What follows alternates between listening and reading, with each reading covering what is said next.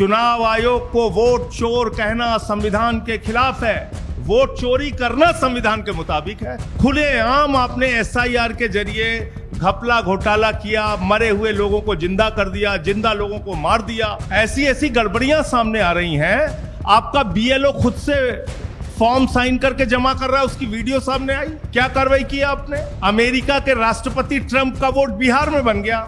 क्या कार्रवाई की आपने? 43 लाख जो वहां पे बचे हैं वो सब घुसपैठियां हैं। वो सब पकड़ पकड़ के बांग्लादेश भेजे जाएंगे। वो उनको हिंदुस्तान में रहने का हक नहीं है। वो जो सुप्रीम कोर्ट में गए थे, उन्होंने कहा था कि मैं जिंदा हूं, अब वो बांग्लादेश जाएंगे क्योंकि वो घुसपैठियां हैं। ज्ञानेश कुमार जी की बात को सुन के लगा कि उनका नाम दरअसल अज्ञानेश कुमार होना चाहिए। अज्ञानता की बातें की। या तो वो मूर्ख हैं या जानबूझ के मूर्ख बन रहे हैं, या वो हम लोगों को मूर्ख समझते हैं। मताधिकार एक ऐसा अधिकार है जो बाबा साहब डॉक्टर भीमराव अंबेडकर जी ने भारत के संविधान में दिया और कहा कि राष्ट्रपति के वोट की गिनती भी एक होगी और गांव में रहने वाले मजदूर के भी वोट की गिनती एक होगी। हम इसकी लड़ाई लड़ रहे हैं। आप कहते हैं शिकायत नहीं की गई आपको। मैं दिल्ली का उदाहरण बताता हूं। दिल्ली में केंद्रीय मंत्रियों के घर पे 33 वोट बने, 25 वोट बने, 22 वोट बने। सांसदों के घर में 15 वोट बने। मैं खुद केजरीवाल जी के नेतृत्व में जाके शिकायत हमने लिखित रूप से दे के आए थे हम लोग। कोई कार्रवाई आपने नहीं किया। आपने नई दिल्ली विधानसभा क्षेत्र में 42,000 वोट काट दिए। 42,000 वोट चुनाव शुरू होने से पहले। 14 विधानसभाओं में भारतीय जनता पार्टी के कार्यकर्ताओं ने हजारों वोट कटवाने की एप्लीकेशन दी। ये सारी लिखित शिकायत, मिल के शिकायत, अनुरोध करके शिकायत, बार बार कह के शिकायत हम लोगों ने चुनाव आयोग में जाके की। आज तक कोई कार्रवाई आपने नहीं किया। चुनाव आयुक्त ज्ञानेश कुमार जी की बात को सुन के लगा कि उनका नाम दरअसल अज्ञानेश कुमार होना चाहिए। अज्ञानता की बातें की उन्होंने। या तो वो मूर्ख हैं या जानबूझ के मूर्ख बन रहे हैं, या वो हम लोगों को मूर्ख समझते हैं। ऐसी ऐसी बातें, ऐसी ऐसी तर्कहीन, तथ्यहीन बातें उन्होंने की। हम लोग सुन के हैरान हैं। उनसे जो सवाल पूछे गए उसका एक भी जवाब उन्होंने नहीं दिया। आपने एक महीने के अंदर 25 जून से 25 जुलाई तक एसआईआर में 65 लाख वोट काट दिए बिहार के अंदर। एक भी वोट नहीं जोड़ा आपने।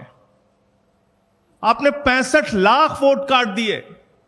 आप कह रहे हैं आप एसआईआर कर रहे हैं, स्पेशल इंटेंसिव रिवीजन, और उस रिवीजन में आपको एक भी आदमी पूरे बिहार में वोट जोड़ने लायक नहीं मिला। ये कैसा एसआईआर है आपका? आपने कहा 22 लाख लोग मर गए, उनके नाम काट दिए हमने। आप उस बिहार में एक महीने के अंदर सारा प्रमाण पत्र चाहते हैं जहां का बड़ा क्षेत्र बाढ़ में पीड़ित रहता है। आप उनसे कह रहे हैं अपना निवास प्रमाण पत्र लेके आओ, अपने माताजी का निवास प्रमाण पत्र लेके आओ, अपने पिताजी का निवास प्रमाण पत्र लेके आओ, पूरे घर का आप प्रमाण पत्र लेके आओ। कहां से लाएगा आदमी? और इसके अलावा ऐसी ऐसी गड़बड़ियां सामने आ रही हैं। आपका बीएलओ खुद से फॉर्म साइन करके जमा कर रहा है, उसकी वीडियो सामने आई। क्या कार्रवाई की आपने?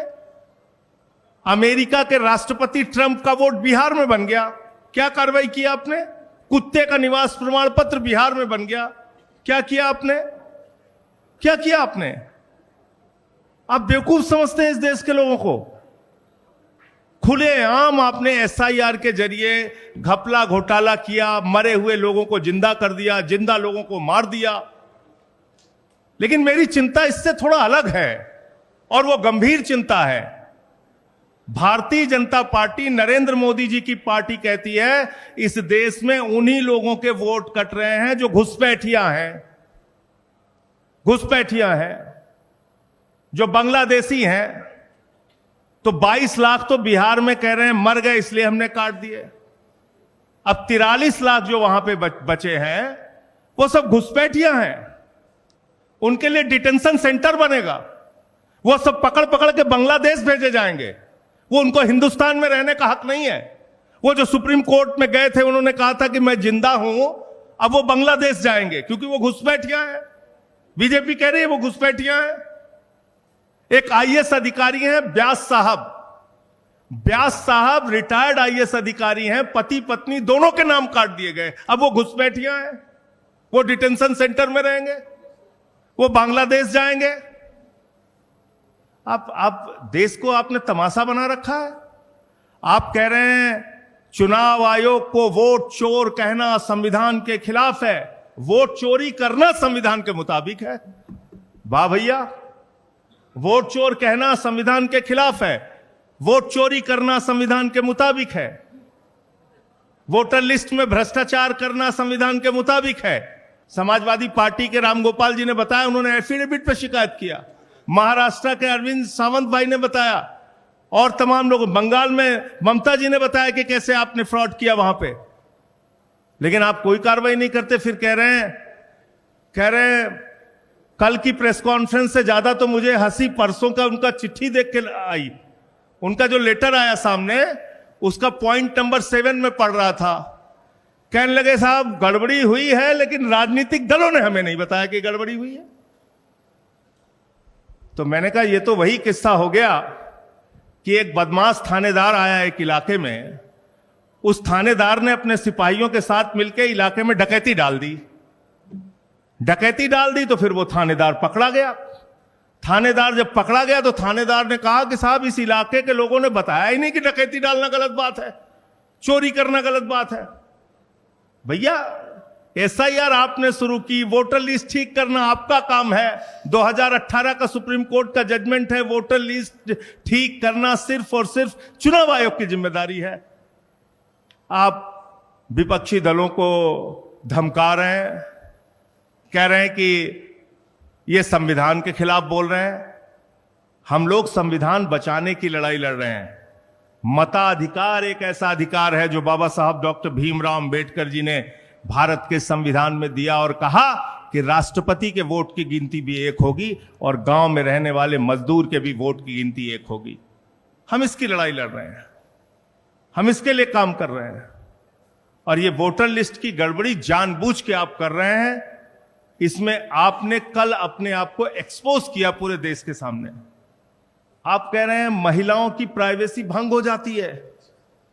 वोटर लिस्ट की जब वोट देने के लिए लाइनें लगी होती हैं महिलाओं की, मैंने तो महुआ जी से कहा कि इस बार जब वोट देने के लिए जाना तो किसी मीडिया वाले को अपनी वीडियो मत बनाने देना, क्योंकि आपकी प्राइवेसी भंग हो जाएगी उससे। भाई बताइए, आप पूरे देश का चुनाव दिखाते हैं, कश्मीर से लेकर कन्याकुमारी तक महिलाएं लाइन में लगी हैं, वो आप दिखाते हैं, उनका इंटरव्यू आप लेते हैं, वो आप दिखाते हैं। 45 दिन तक आपके खुद के नियम में आज भी लिखा हुआ है कि आप सीसीटीवी फुटेज देंगे, तब प्राइवेसी भंग नहीं होगी। तो इसलिए आपने सरासर झूठ बोला, सीना ठोक के कल झूठ बोला। चुनाव आयोग ने कल पूरे देश को यह बताने का काम किया कि वास्तव में उन्होंने भारतीय जनता पार्टी के साथ मिलकर चुनावी घोटाला किया है और चुनाव को प्रभावित करने का काम कई राज्यों में किया है। वही खेल आप बिहार में करने जा रहे हैं। दिल्ली में आपने खुलेआम ये सारा काम किया है।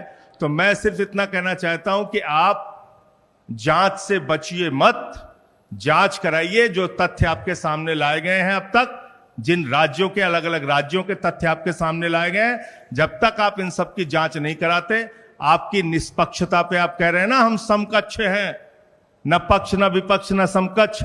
आपको अगर अपने आप को निष्पक्ष साबित करना है तो पूरे देश में जहां जहां बड़ी शिकायतें आपके बारे में मिली हैं, आप उसकी जांच कराइए और कार्रवाई कराइए, वरना आपको हमेशा यह कहा जाएगा कि आपके नेतृत्व में वोट चोरी हुई है और आपने घोटाला किया है। धन्यवाद।